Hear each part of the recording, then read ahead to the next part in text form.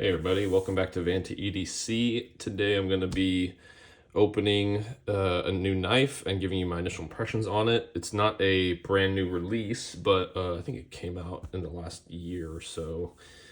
And so yeah, the reason I got this one is because this designer slash maker, he's, I would say, pretty universally considered one of the best like CNC makers and designers, and he does a lot like stuff that he doesn't do custom in his own shop. He has produced by Riot, which a lot of people consider the best production company at this point in time. So yeah, on top of that, it's not a full dress knife, but this is kind of one of the very few like half dress, full dress type knives that truly caught my eye. For the most part, I'm not super into Timascus or different what is it? Yeah, Damascus blades, Damasteel blades. But this one in particular really stood out to me, and I really felt like the combination of just the aesthetics, the materials, and this designer. I really felt like this is kind of like, at least at this moment, almost a grail in a way. So I was able to make a trade for this one. So what we have here is, I have to get through this as well. I guess this is better than it just being in the mailer on its own. There we go. Boom, boom, boom. So there you can see it, Sharp by Design. For those of you who don't know, Sharp by Design is the company of Brian Nadeau, who does a lot of CNC custom knives. And so, yeah, this is not one of his customs, but this is one of those Riot produced designs. So let me zoom in here real quick so we can get a little closer view. Yep, there you go. All right, so yeah, Sharp by Design. No other markings there. What we have here is, this is the Mini Evo. Well, so this is the Mini Evo. It's not just the standard Mini Evo, but I had mentioned kind of like a half dress knife. This has these Timascus inlays on both sides, and it has a Damasteel blade. Before we open it, I'm just gonna take a look at it from my angle, just to see what we have going on here. It's honestly, the Timascus is a little less like vibrant than I expected. I mean, on the camera it looks decent, I would say, but yeah. The previous owner said this was like new in box, not really carried or cut with, so I'm presuming there shouldn't be any defects from his ownership of it. Although, yeah, let's see. Okay. And so, yeah, well, and yeah, you can see in the light, yeah, see his Brian Nadeau, his initials there, his maker's mark. But yeah, this is one of his well-known production designs. I believe it released last year. It was either this summer or last year. I can't remember, unfortunately. But yeah, doesn't look like any major flaws. The centering, let's see, how does the centering look? Centering looks very good. There is like, let's see, you see that seam there. So there's a seam between the two scales, but it's very minute. So it looks like the blade lines up with that seam pretty well. Okay, let's go ahead and open this. Ooh, wow, that is very smooth. And there you see this is Damasteel, not Damascus. This is a Damasteel blade. And yeah, wow, it looks I think it's as impressive as the pictures show, if not more impressive, just especially you getting to see all the refraction of light off of it. I believe it's a etched, let's see. Yeah, like you can kind of feel, people are probably freaking out right now, me touching the blade with my fingers, but there's like light, I don't know what to call it, like grooves. And so I believe that's what the etching is, where it's not just like literally like a truly flat or hollow ground blade. But yeah, this is etched Damasteel. And I just love, for some reason, this look of, it's almost like if you guys like know like clamshells or something, or like mussels, like for some reason this particular pattern really appeals to me. And the fact that it's etched as well. I think if it wasn't etched, I wouldn't care as much, but the fact that it's etched, something visually really is striking about this. And so yeah, and this is the what's called the Harpoon Tanto blade shape, which I think is just a very striking. I think I've kind of established with some other knives that I've reviewed and had initial impressions on my channel, but I really love Harpoon's wedges. So that, and the fact that it's this hollow grind. So there's just a lot of aspects of the blade that really appeal to me. But let's deploy it again. Wow, whoa, that is. So, you know, people talk about his detent is very distinct because it's not a traditional ball detent. It's a steel nub. There is a lock bar insert, but on the lock bar insert, instead of the detent ball, there's like a steel nub that acts as the detent. And so let's see. Okay, so it's not drop shut, but it is very, it's very, very, what would you call it? Very smooth, very smooth. I believe it's on bearings. Wow.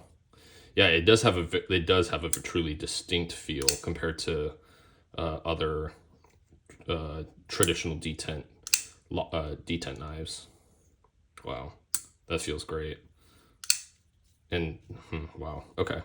So it's very smooth action, deploying. It's got, like, I would say, yeah, in a way, almost perfect detent strength. And then on the close, super smooth. Doesn't require that much coaxing at all. Man, that's awesome. Okay. Let's the lock bar access. So it looks like the lock bar insert actually serves as kind of the main index point on the lock bar. It's not serrated or anything here, but it's got enough protrusion. Let's see. So yeah, that's kind of like the amount of protrusion that you get there. So it seems sufficient. Yeah, it's very nice. Detent strength I mentioned is great.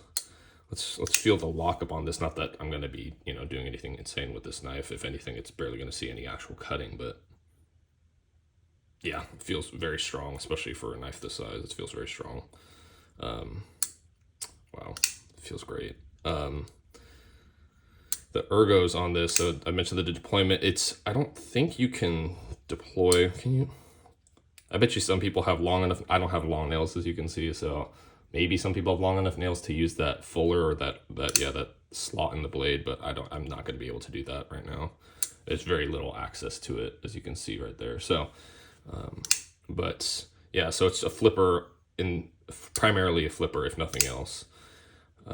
Deployment, it has nice jimping up here. Again, this is in a way unnecessary for at least the reason I got this being like very much a gentleman's EDC, like basically a safe queen almost. Not that I won't carry it ever, but I don't plan on carrying it much, even though I'm sure I'll want to because of how smooth it is and how beautiful this knife is. But yeah, the feel in hand. So notice the grip profile, the handle profile.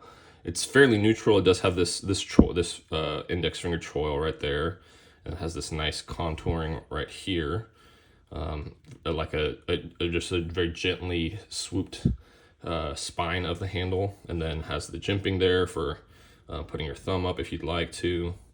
So yeah, it's great. And the scales are contoured, as you can see here.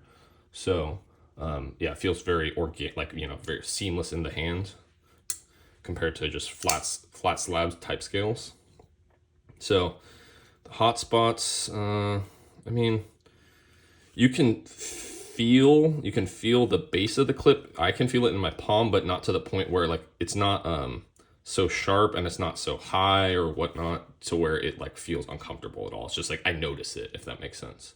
So yeah, there's that. Yeah, so overall the ergonomics are solid for what it is. Not that I anticipate having it be, or not that I have zero intention of, you know, hard using this knife.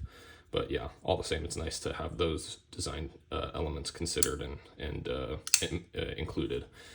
Let's see the handle. Yeah, so it's full titanium. I don't see any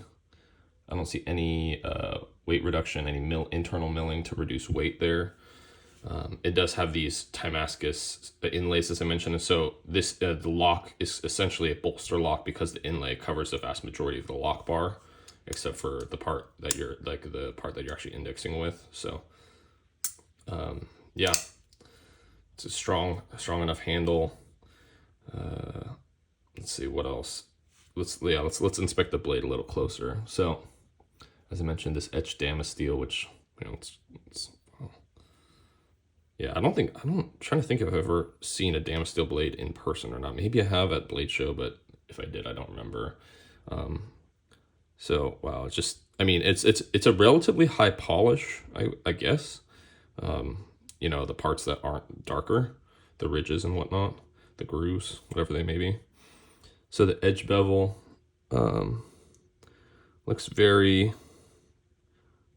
looks almost perfect in terms of its uniformity.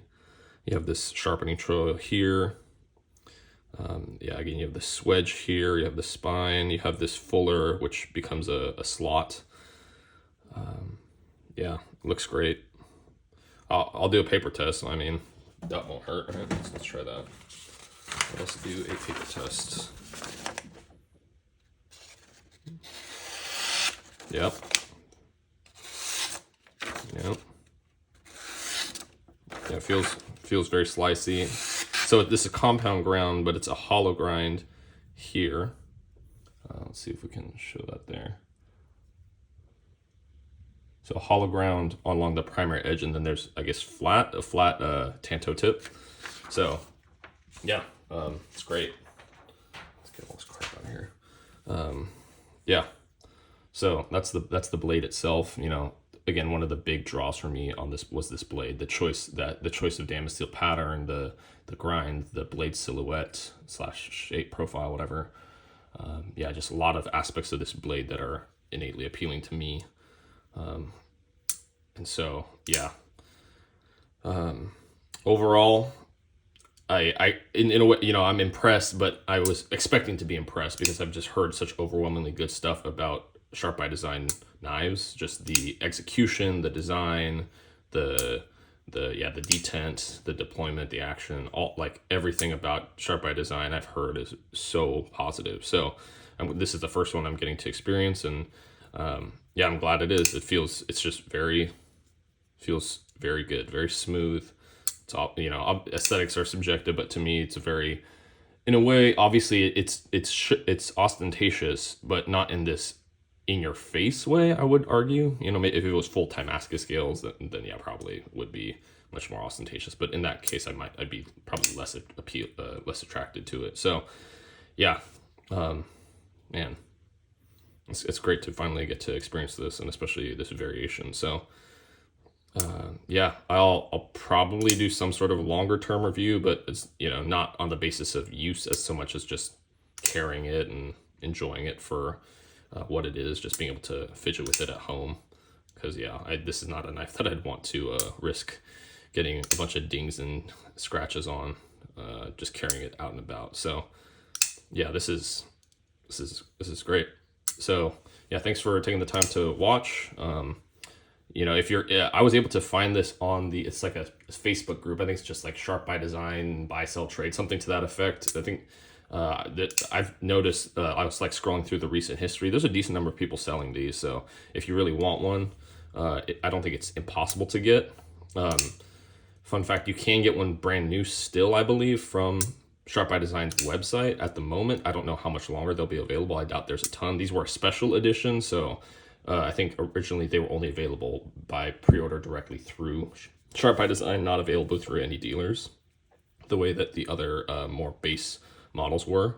So yeah, but yeah, if you're interested in this design or this particular version, there are places to go. Blade HQ has, I think, some of the variations with the fat carbon inlays still available. No Damasteel, but yeah, with different inlays at least. Yeah. So hope you enjoyed this, found this helpful. Until next time, take care. Bye.